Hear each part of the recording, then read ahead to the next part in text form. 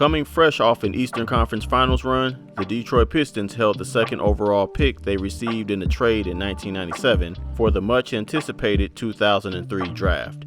After LeBron James, the consensus for the second overall pick was Serbian big man Darko Milicic. Darko's workouts showed a potential for him to be the next great European big man, but Detroit's new head coach Larry Brown insisted on wanting Syracuse forward Carmelo Anthony, the more known and proven pure scorer, fresh off leading his team to a national title as a freshman. Detroit was reluctant, being that they already had Tayshaun Prince as small forward, but with the second pick, the Detroit Pistons selected Carmelo Anthony. Carmelo Anthony figured he should at least get run as a rotational player, but he was coming on to a championship-ready team. At his position, Coach Larry Brown favored starter Tayshaun Prince as a defensive stopper, and his backup Corliss Williamson was a former Sixth Man of the Year. Melo was relegated to a bench player, only really seeing garbage time minutes.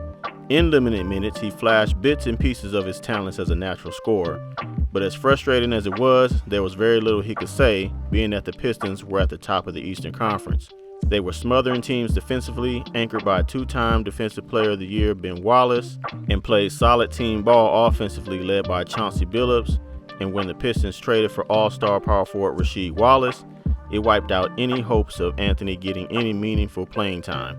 The Pistons dominated down the stretch, finishing second in the East with a 54-28 record. Melo would have a front row seat to the Pistons running through the Eastern Conference playoffs, getting to the finals, and upsetting the heavily favored Los Angeles Lakers 4-1 to capture their first championship since 1990. Carmelo Anthony in his first year as a pro was already a champion, and technically a back-to-back champion. Of course, this title was nowhere near as satisfying since Melo contributed very little, but as he worked through the summer on the Olympic team with Coach Brown, and with the Pistons trading away Corliss Williamson, Melo was told that he would earn more playing time this season. While he still wasn't a starter, Melo was given more opportunities to earn Coach Brown's trust, but the inconsistencies in playing time made it hard to ever get in a rhythm, and Brown still preferred defense and ball movement, which were not Melo's strong points yet. The Pistons, even after the malice in the palace, still didn't miss a beat in their title defense. Detroit was still dominating the league with their formula of dominant defense and efficient offense. They would once again finish second in the East with a 54-28 record, and heading into the playoffs, Melo would once again be relegated to a bench role. The Pistons would make it back to the finals to take on the champions from the year before, the San Antonio Spurs. The Spurs would jump out fast on Detroit, taking games 1 and 2, but the Pistons would bounce back to take games 3 and 4. The Spurs would pull out a pivotal Game 5 in dramatic fashion to put the Pistons on the brink of elimination, but the Pistons would survive in Game 6, with Melo even sparking a key run in the game. But in Game 7, Melo would only see a few minutes as the Spurs closed the series out in 7 games, winning the title. This was a disappointing end to what seemed like a winnable series. Tensions rose immediately as Detroit was frustrated with Coach Larry Brown's unwillingness to play Melo more and the fact that he continued to consider other jobs during the postseason. Larry Brown would be fired and the Pistons would hire Flip Saunders as the new head coach. Under Flip, the plan would be to become more balanced and of course give Melo a more prominent role on the team. But with all the original starting 5 returning, Coach did not want to disrupt what was in place, so Melo would be given the role as the team's 6th man. It still wasn't starting, but Melo's time was finally coming. Now that he was given the green light in the second units, Melo broke out as an unstoppable scorer, able to break down defenses, driving in, or with pull-up jumpers. He increased his scoring all the way up to 17 points per game, and the Pistons as a team were an absolute juggernaut to deal with. On the surface, everything appeared to be great, but the rumblings beneath were concerns of some of the team, particularly Ben Wallace, not liking the idea of the team running more through Melo.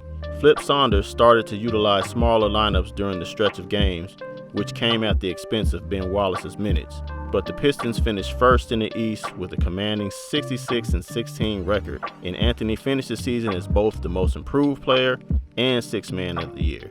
Going into the playoffs, the expectation was to get back to the finals, but a rematch in the Eastern Conference Finals with the Miami Heat would be a tougher obstacle this time. This was also a breakout season for draft classmate Dwayne Wade, who the Pistons had a tough time dealing with as they split the first 2 games of the series. Flip Saunders decided to keep going with smaller lineups, and while Anthony performed well himself, Ben Wallace was infuriated being benched, and Miami controlled the series and finished off the Pistons in 6 games. This summer, Detroit made it clear that it was time for the team and the offense to center around Carmelo Anthony. Melo would sign a new 5-year max contract, and free agent Ben Wallace, who was put off by the direction of the team, moved on and signed with the Chicago Bulls. Then, Detroit decided not to re-sign free agent Tayshaun Prince, clearing the way for Carmelo Anthony to finally become a full-time starter. This was now Melo's team, and this season he would turn into the superstar that everyone had been waiting for. With the offense now going through Melo, his scoring average jumped up to 26 points per game, and he was flat out unstoppable. And the veteran toughness and championship experience around him was a perfect complement. Melo became an all-star for the first time and led the Pistons to a 57-25 record, finishing first in the East. Melo was now ready to start building his real legacy heading into the playoffs. He would take his play to the next level, easily leading the team through the first 2 rounds, getting back to the Eastern Conference Finals, this time to face rival LeBron James and the Cleveland Cavaliers. Melo and the Pistons would jump out quickly at home, dominating Game 1 and outlasting the Cavs in Game 2. But LeBron James was already established as one of the league's best players and willed his team to tight Game 3 and Game 4 wins in Cleveland. Detroit seemed to take control of the pivotal Game 5 back at home, but LeBron James pulled out an all-time performance, scoring all of the Cavs' points in the fourth quarter and in overtime to put the Pistons down 3-2. But even though Cleveland had the momentum, Carmelo put together a legendary performance of his own in Game 6, dropping 52 points in a win on the road to push the series to Game 7. Then back in Detroit, the Pistons would crush the Cavs from beginning to end, and it was Melo who would lead the Detroit Pistons back to the finals. This would set up a rematch from 2005 with the San Antonio Spurs, and Melo figured this series was just as winnable as it was 2 years ago. But it was the Spurs who would jump out first to win Game 1 before the Pistons would bounce back and win Game 2. As the series shifted to Detroit, Melo would finally hit a wall as the Spurs were able to key in on him defensively. Detroit had no answer for Spurs guards Tony Parker and Manu Ginobili. The Spurs would take Game 3 and Game 4. The Pistons would survive Game 5, but ran out of steam in Game 6 as the Spurs would win another championship. While losing in the finals was disappointing, the Pistons were satisfied with Carmelo Anthony's progress as the superstar they could contend with for years to come. They were ready to run it back, signing Chauncey Billups to a new 5-year deal, but Rip Hamilton, who was still critical of the team since his game struggled alongside Anthony, was traded to the Raptors for a couple of shooters and a first-round pick. The Pistons were now more offensively focused, running with smaller lineups and getting up more shots. Melo took his scoring to the next level, averaging 29 points per game, becoming an all-star starter, and finished top 5 in MVP voting. The Pistons continued to be one of the league's elite teams, finishing with the 59-23 record, good for second in the East.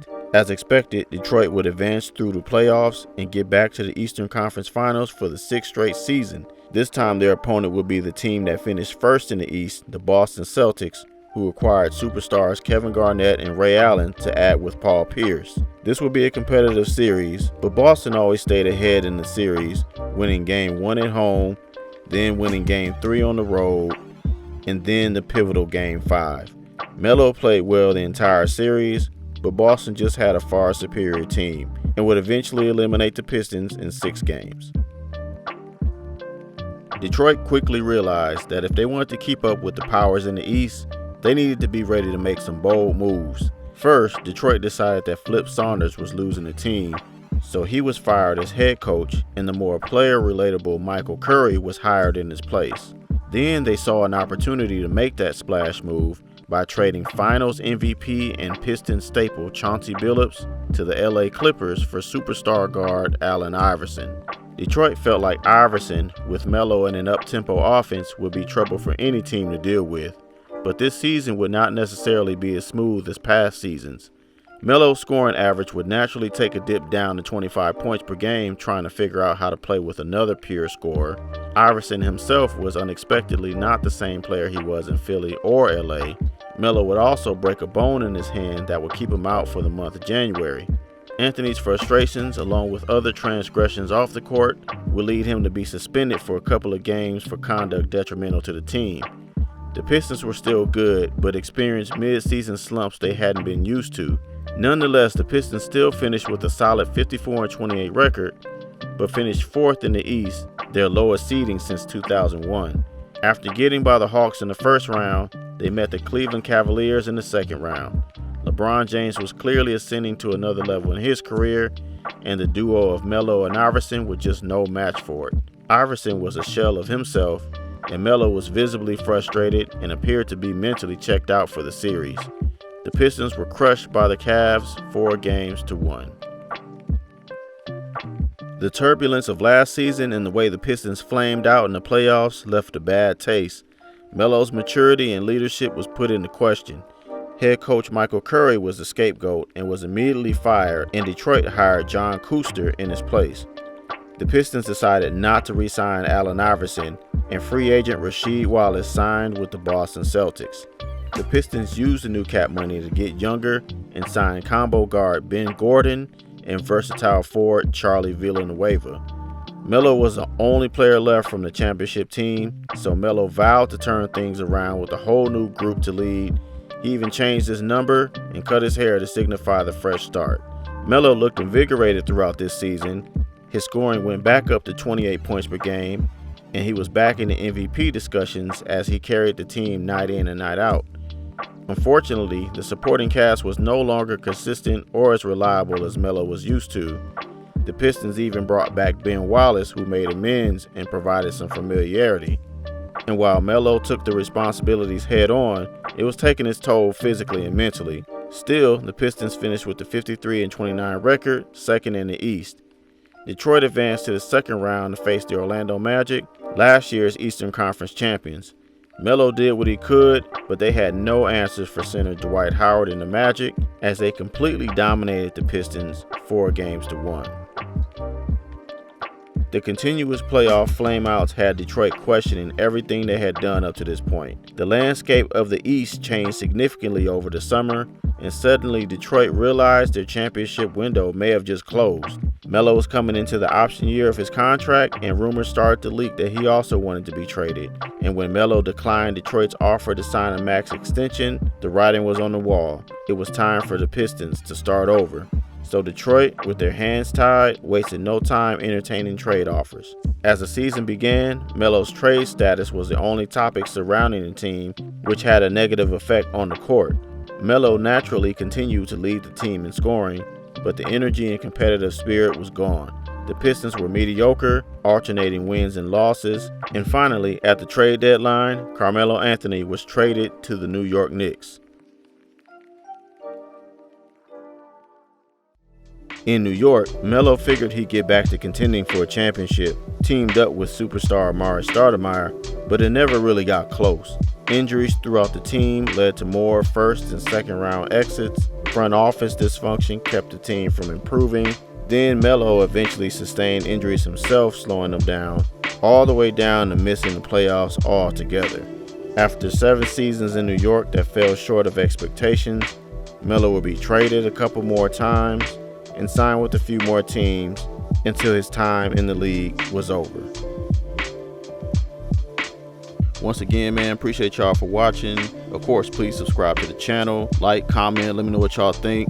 Of course, go back and check the other videos out if you haven't had a chance already. We're going to keep it rolling with another episode next week of the Alternate Sports Planet. See y'all soon.